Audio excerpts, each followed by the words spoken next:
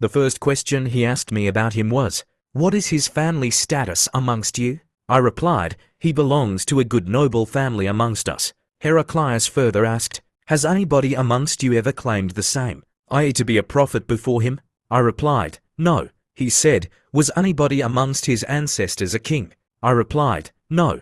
Heraclius asked, "Do the nobles or the poor follow him?" I replied, "It is the poor who follow him." He said, "Are his followers increasing, decreasing day by day?" I replied, "They are increasing." He then asked, "Does anybody amongst those who embrace his religion become displeased and renounce the religion afterwards?" I replied, "No." Heraclius said, "Have you ever accused him of telling lies before his claim to be a prophet?" I replied, "No." Heraclius said, "Does he break his promises?" I replied, "No.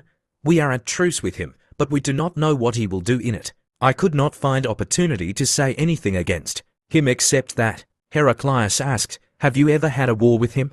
I replied, "Yes." Then he said, "What was the outcome of the battles?" I replied, "Sometimes he was victorious and sometimes we." Heraclius said, "What does he order you to do?" I said, "He tells us to worship Allah and Allah alone and not to worship anything along with him, and to renounce all that our ancestors had said. He orders us to pray, to speak the truth, to be chaste and to keep good relations with our kith and kin." Heraclius asked the translator to convey to me the following: "I asked you about his family, and your reply was that he belonged to a very noble family. In fact, all the messengers come from noble families amongst their respective peoples. I questioned you whether anybody else amongst you claimed such a thing. Your reply was in the negative. If the answer had been in the affirmative, I would have thought that this man was following the previous man's statement. Then I asked you whether any one of his ancestors was a king. Your reply was in the negative. And if it had been in the affirmative,